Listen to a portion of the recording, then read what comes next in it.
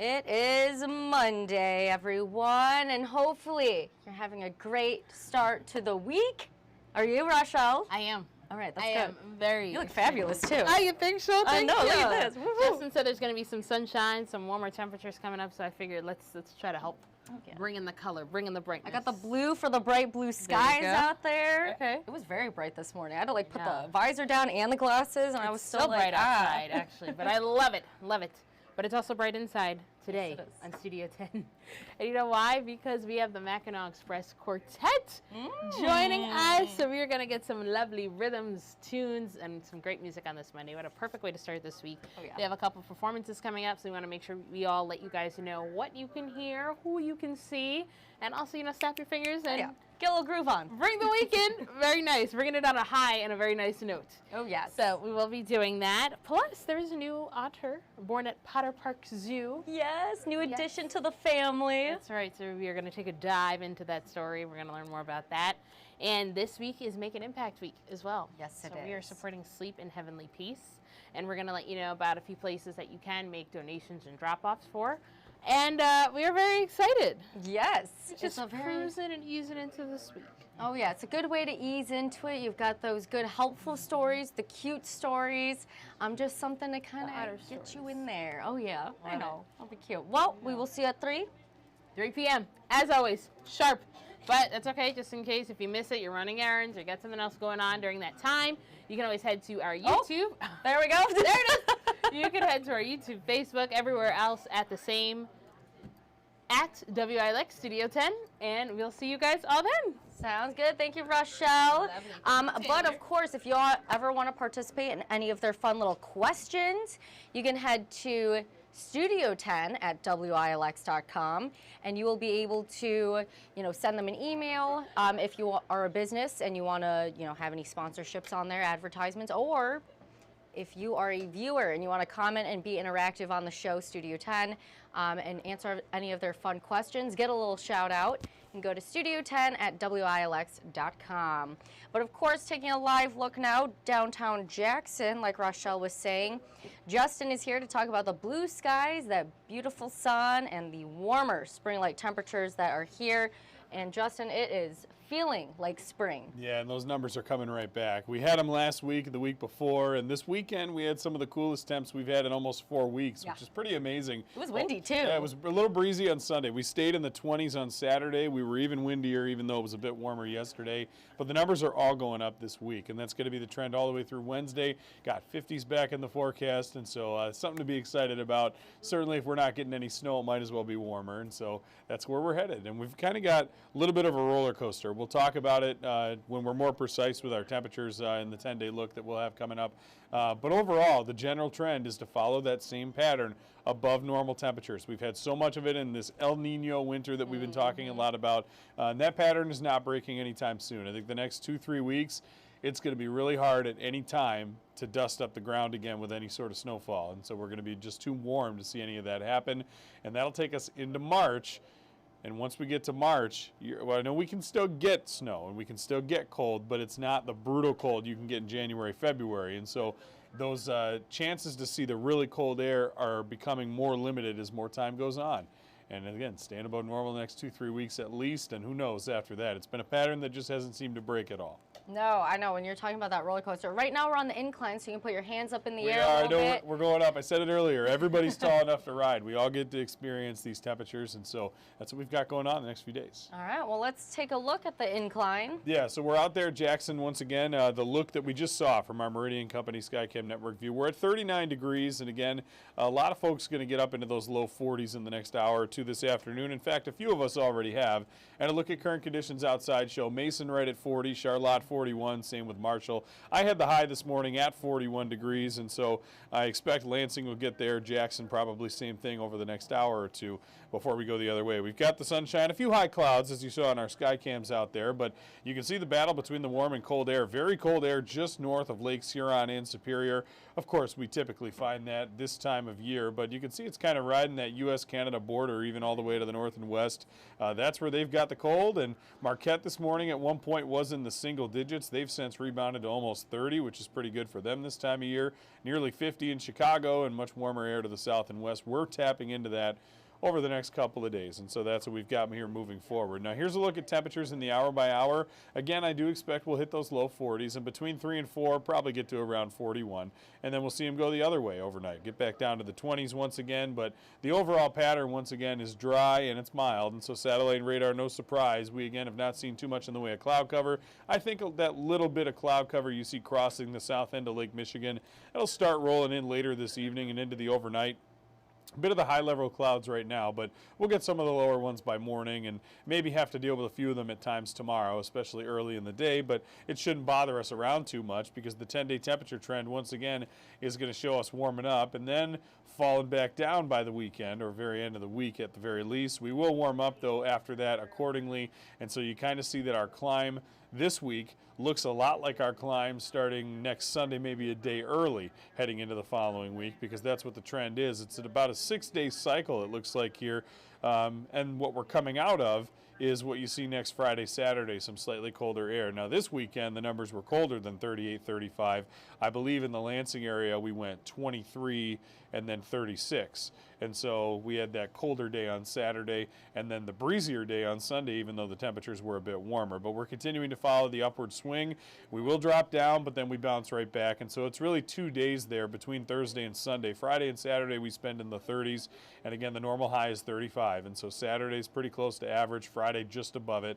We're near 50 tomorrow in spots, and then mid-50s on Wednesday, and even Thursday we hold on to that warmth. And who knows, next week could even be talking numbers warmer than the ones you see there as that pattern kind of comes together. Of course, we'll keep an eye on that and see how things all pan out. But, you know, the last time we had a 55-degree forecast high, I was just talking about it a few days ago, or several days ago now, 9, 10 days back, we ended up getting to 60. And ended up setting a record high. And so it's very possible with this dry air, if we get some sunnier and warmer starts than we're expecting, numbers could even exceed what the models are forecasting. And of course, we've tweaked some of this as well. I've taken a blend of different models and then put my own spin on it.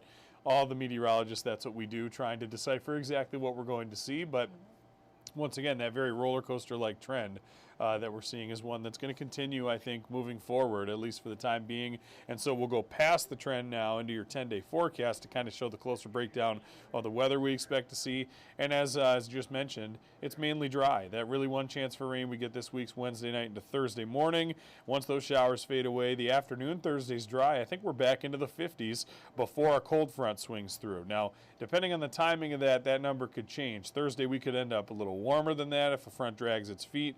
But if it moves up a little faster, maybe we top out around the upper 40s to near 50 on Thursday. But either way, it's well above normal. Friday's a little cooler as that cold air spills in. Saturday, same thing, but we rebound real fast on Sunday. And so we're back up to 48, maybe near 50 in a few spots, and more 50s next week. I want to note the overnight lows once again. A lot of these are staying above the freezing mark, and the ones that get down below the freezing mark are on dry nights. And so we're not expecting to see any opportunity for snowfall over the next 10 days and probably beyond that. By the time we get out into next Monday night, we're looking at a low of 45, and so, I mean, that'll bring us back some of the milder air. And with that, the ground temperatures are also going to start to recover and stay a little warmer. And so if we do get snow beyond the end of this 10-day, it's going to be even tougher for those flakes to stick to any surfaces because we're going to have warmer ground that we've been building up over the past few weeks. So again, it's just that mild trend. We can't seem to shake it. A lot of folks are happy with it, but you know, whether or not we like it, it's what we're here to deal with. And so we got some nice temperatures. I know the few golf courses that are open. We have a couple people here at the station who I know are going to be out trying to swing the sticks. Maybe tomorrow, definitely on Wednesday. Good days for it if you can find an area that's open. I know those courses may be busy on Wednesday if you got 55. And of course, you know, it's February in Michigan, so anytime you can get the opportunity to get out, if you are someone who enjoys the sport, it's good to do it. And of course, you'll still want your layers if it's 55 degrees, probably, and you're driving around in the cart and getting that wind blowing in as you're doing that, even if it's not that windy outside. And so it's good to have the layers.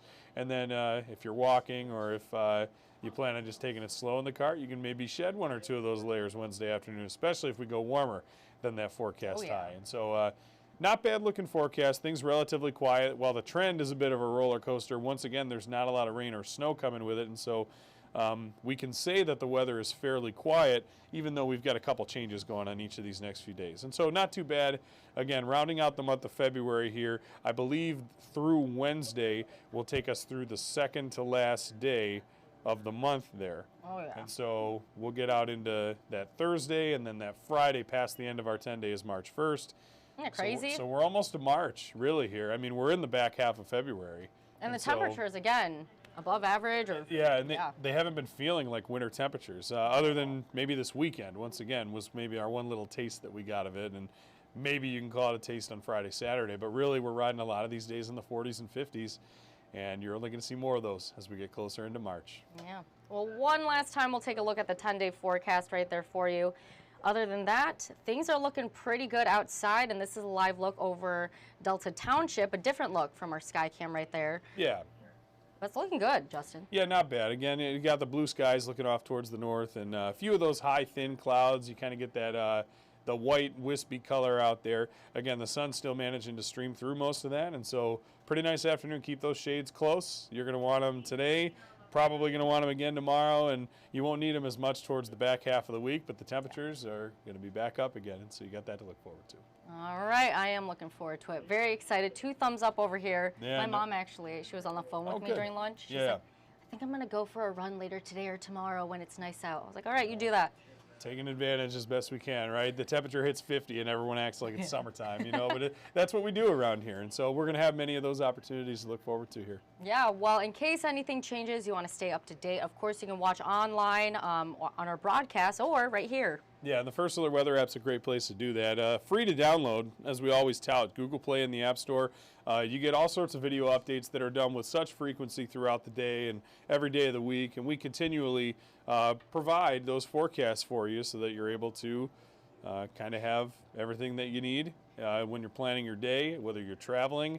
It's all right there, and so the interactive radar certainly helps. We've got real-time traffic updates, and of course, when we do get into that severe weather season, we will have you prepared as well. We're going to be doing some weather specials and some other things to help people get prepared for that as we go throughout these next couple of months, and so stay tuned for updates on those. Of course, we haven't really had much in the way of severe weather lately. There haven't been any big winter storms that we've dealt with, nor have there been thunderstorms or anything like that lately, and so eventually that's all coming back, and as the air gets warmer, we'll see more of it. We'll have you covered here at the First Alert Weather Team, and the app's a great place to start. All right, yeah, other than that, you can watch Justin coming up 3 o'clock today on Studio 10, and then First at 4. Yeah, we'll look forward to seeing you then. All right, we'll see you then, Justin. Thank you. Yeah, no doubt. And speaking of First at 4, here's what you can expect coming up. So, on Mid-Michigan Matters today, boy, is it feeling like spring, or at least a little bit like it. We're going to warm up these next few days, and especially Wednesday, it will probably feel more like spring if you head out the door. So we're going to be talking about spring break budgeting and preparations. I know a lot of Michigan State University students getting ready for their spring break, and it seems to be earlier and earlier each year. So we're talking about that. And for you and your family, if you're looking for those great prices on a flight down to Florida, let's say, or Cancun, wherever you want to go for spring break, how can you best plan that around all the spring break college students?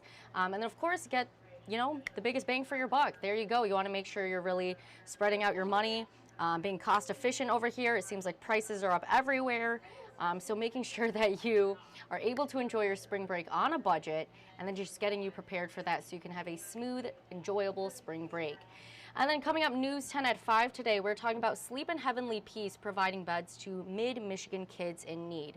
So I do want to bring up this full screen for you to check out real quick. This Thursday here at News 10, we are holding our telethon where you're able to call in, make those donations to Sleep in Heavenly Peace. They are putting together beds for mid-Michigan kids in need. They may be sleeping on couches, even on the floor. So they really want to get those children their own bed, give them a good night's rest. And so you're able to donate. Well, right here, all the information's right there in front of you. Sylvan Learning Centers in Lansing and Jackson, and also Tommy's Express Car Wash on West Saginaw Highway, or on that road, West Saginaw.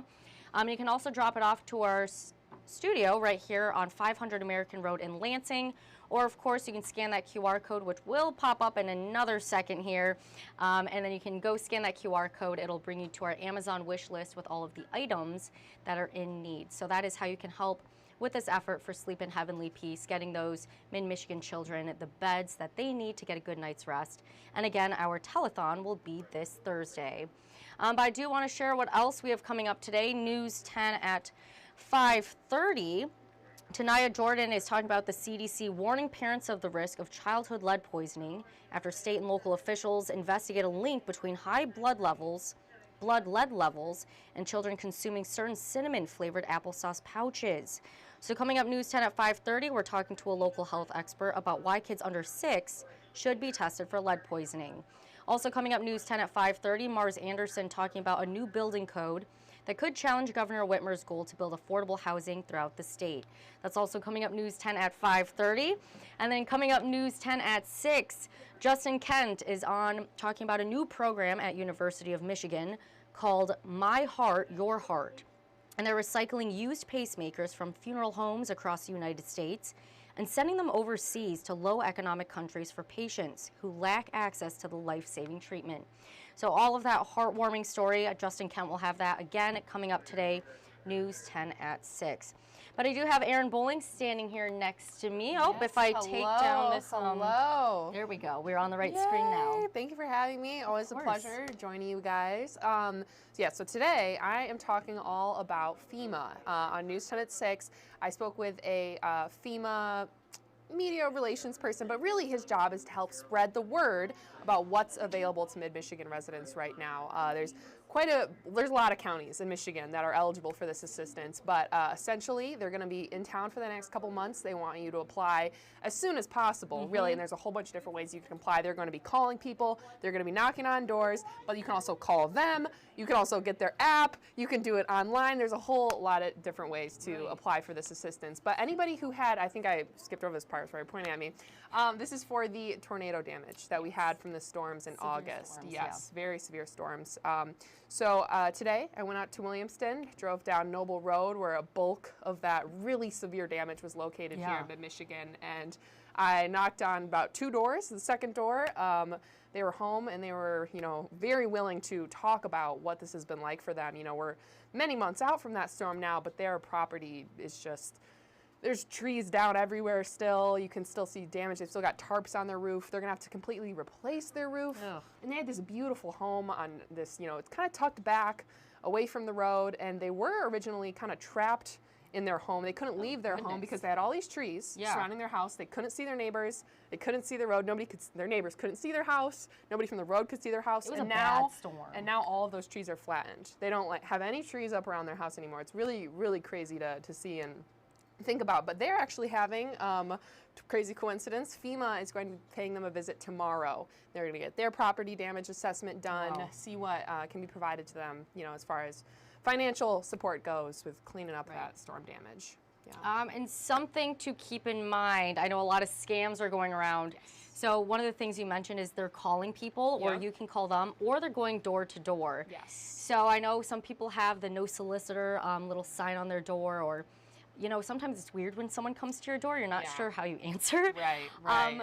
But there is a way to make sure that these are legitimate FEMA officials, and it's those IDs. Yes, they have badges that they're going to be presenting to people, and they are going to be asking for some, personal information. Social I believe security. Yeah. There's a lot of that stuff that they're going to need to help get you that assistance. But they're going to have, badges. They're federal government agents. So, if somebody comes knocking on your door, and they're, don't have the badge and aren't maybe looking as official, maybe give them a call. They said they would be happy to help people out if they're unsure if it's FEMA or not and want to see, hey, is this a scam? Is this the real thing? You can reach out to them and ask. They would be happy to confirm that for you.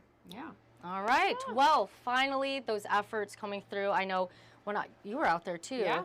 I was covering City of Potterville and talking to Mayor Lenneman over there, and she's like, we really need the FEMA assistance because everything is down. We need to get everything back as quickly as possible for our residents. And you were in Williamston, yes? Yeah, I did a lot of the coverage in Williamston. Yeah. The night of the storm, I was in East Lansing at my apartment. But nice and safe. Yeah, we were all good there. But in the days and weeks that followed the storm, I mean, the damage out there is just so extensive. I mean, even just driving out there today, I wanted to see, we're pretty far out from the storm. Like I said earlier, I wanted to see what it was looking like today, and it was still very noticeable. Some flattened houses, and those homes weren't flattened by the storm, but they were made unlivable by the storm. Yeah. And now they're being flattened so they can rebuild. So there was a lot of just lots without a home on it. So people had some temporary housing out there on their properties. Yeah. It's a really, really sad situation that they're dealing with, and still kind of in the thick of, even all this time down the road. But yeah. Well, they're getting this assistance. Yes, yes. So that is great news. And when can people learn more about this, Erin? Tune in, News 10 at 6. I'll break down, what the our FEMA expert has to say, how you can apply, what you need to know, and then some of our local people who are applying and dealing with this the storm aftermath. Yeah. Yeah.